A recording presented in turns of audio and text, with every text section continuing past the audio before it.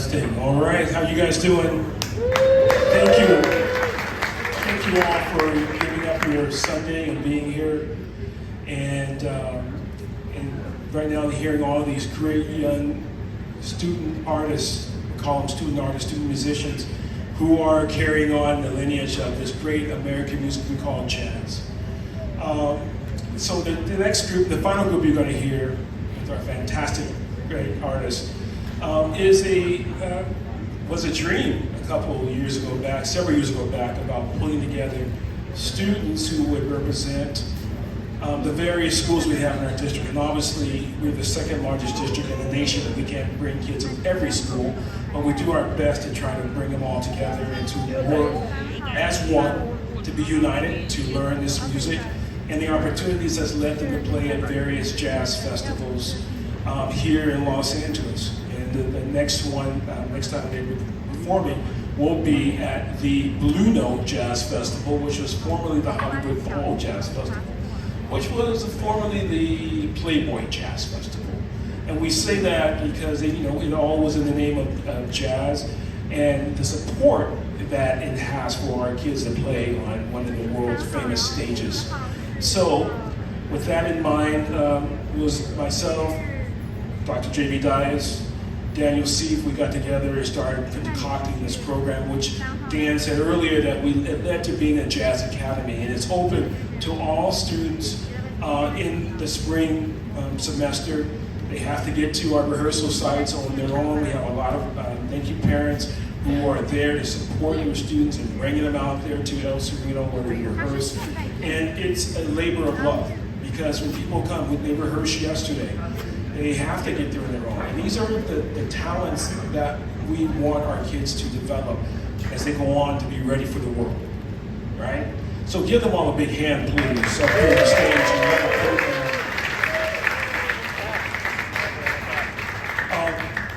the next person, I do want to bring out here all these great young artists, but the person I want to bring out, for me, is being an idol. Growing up, there was a TV show called The Johnny Carson Show.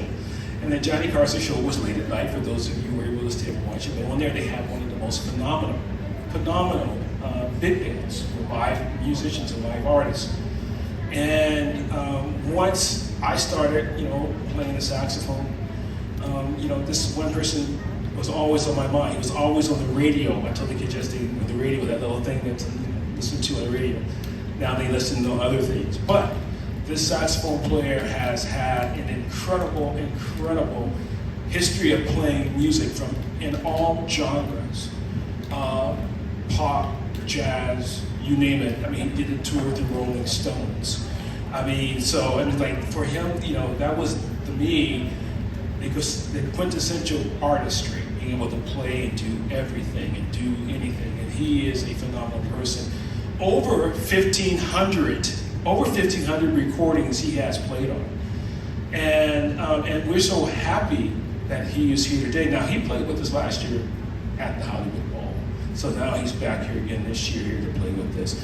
I'd like to welcome to the stage one of the greatest artists I know of, and also a great human being, Mr. Ernie Watts, please.